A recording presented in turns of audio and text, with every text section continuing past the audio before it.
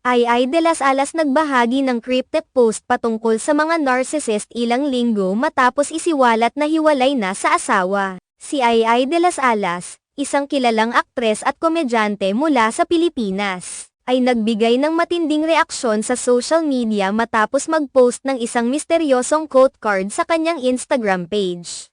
Noong ika-26 ng Nobyembre, araw ng Martes, nag-upload siya ng isang black and white na quote card tungkol sa mga narcissistic na tao. Ang post na ito ay agad naging usap-usapan sa kanyang mga tagasunod at naging sanhi ng maraming spekulasyon at talakayan sa social media. Ang quote card na ipinost ni Ai ay naglalaman ng isang pahayag na tumutukoy sa narcissist's new supply, o ang bagong tao na nakakasama ng isang narcissistic na individual. Ayon sa quote, iniisip ng bagong supply na sila ay nanalo at nakuha ang atensyon ng partner ng narcissist, ngunit sa katotohanan, ang nangyari lang ay napalitan nila ang problema ng narcissist. Ayon sa nilalaman ng quote, the narcissist's new supply may believe they've won your partner, but in reality, they've only taken your problem. Ang pahayag na ito ay may malalim na kahulugan at tila isang pahayag ng babala sa mga taong napapasok sa relasyon sa mga narcissistic na tao. Ang konsepto ng narcissism, o ang labis na pagmamahal sa sarili ay isang psikolohikal na kondisyon na madalas na iniuugnay sa mga tao na may mataas na antas ng pagpapahalaga sa kanilang sarili at may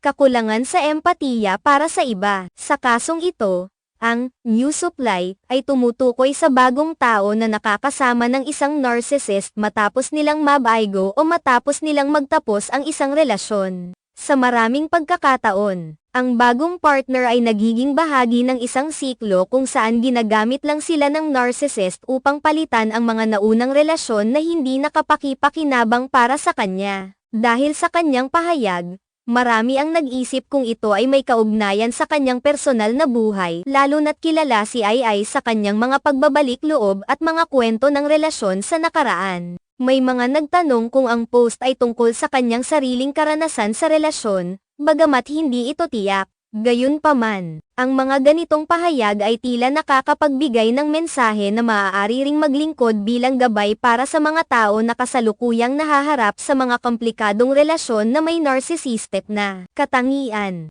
Ang mga narcissistic na tao ay may tendensya na manipulahin at kontrolin ang kanilang mga partner upang mapanatili ang kanilang kapakinabangan, at sa mga kasong ito, ang bagong partner ng narcissist ay hindi talaga nanalo sa relasyon, kundi siya ay naging bahagi ng isang manipulative na laro. Ayon sa mga eksperto, ang pagiging bahagi ng buhay ng isang narcissist ay maaaring magdulot ng emosyonal na pagsasamantala sa kabilang partido. Kaya't madalas na nangyayari na ang mga bagong kasamahan ng narcissist ay hindi nakakaramdam ng tunay na kaligayahan o fulfillment sa relasyon. Ang pahayag ni Ai ay maaari ding ituring bilang isang uri ng warning o paalala sa mga taong maaaring hindi pa lubos na nauunawaan ang mga dynamics ng narcissistic relationships. Sa mundo ng social media, ang mga katulad na mensahe ay nagiging viral at nagsisilbing leksyon sa mga tao tungkol sa pag-iwas sa mga toxic na relasyon, at kung paano dapat mag-ingat sa mga uri ng personalidad na may kakulangan sa pagpapahalaga sa damdamin ng iba. Sa kabila ng mga posibleng haka-haka,